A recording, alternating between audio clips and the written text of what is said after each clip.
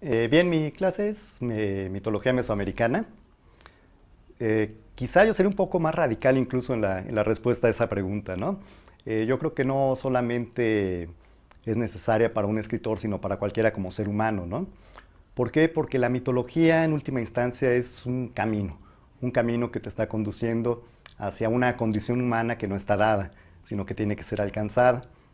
En ese sentido, la mitología creo que funciona como una suerte de hilo de Ariadna, en ese gran laberinto hacia la conquista de nuestra condición humana. Y no solamente un escritor, sino todos estamos impelidos a esa aventura, ¿no? De alguna forma. Ahora, el hecho de abordar la mitología mesoamericana es particularmente significativo porque Mesoamérica no es, como diría Borges, solamente los hondos dioses muertos, ¿no?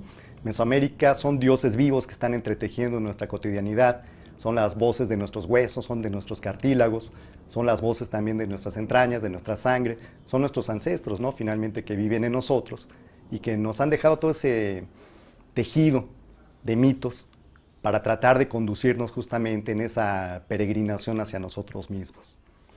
Entonces, el por qué es importante para un escritor, yo creo que decía no solamente para el escritor, para un ser humano, pero en especial para un artista. Porque un artista tiene que también dar salida, tiene que dar voz a una serie de dioses que combaten dentro de él mismo, ¿no? Y de dioses que combaten fuera de él mismo también. Entonces creo que de alguna forma la mitología sirve a un artista y en particular a un escritor para poder exorcizar esas voces, para compartir sobre todo esa necesidad y ese placer de poder expresar en un texto, dar salida a todas esas inquietudes, dudas, placeres, emociones que lo están poblando, ¿no?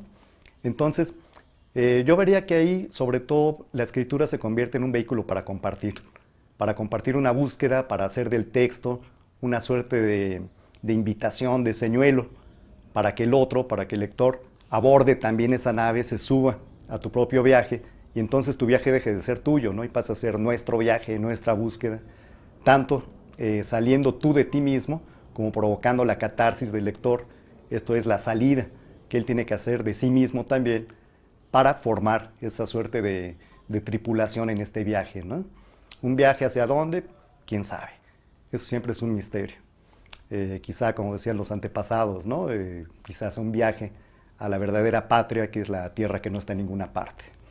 El itinerario parte sobre todo de las narraciones cosmogónicas.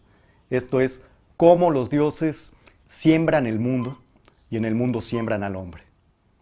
Y cómo este sacrificio, que implica la ruptura de los dioses, su propio desmembramiento para formar la existencia, va a implicar también que el hombre tiene que responder a ese sacrificio con su propio sacrificio, o sea, con el hacerse sagrado, con ese volver a casa a través de la ruta de los rituales, que justamente llevan a la reconstitución de la unidad primigenia que se rompe cuando los dioses hacen estallar la existencia.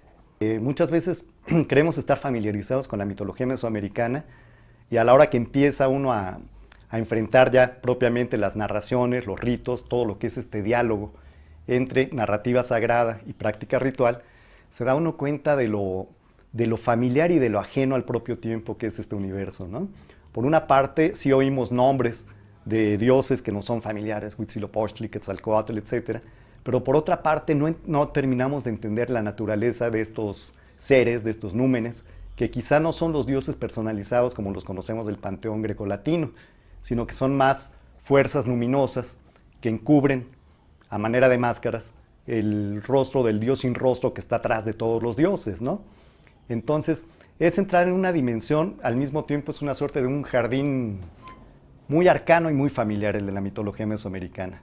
Lo desconocemos profundamente y al mismo tiempo nos habita muy profundamente.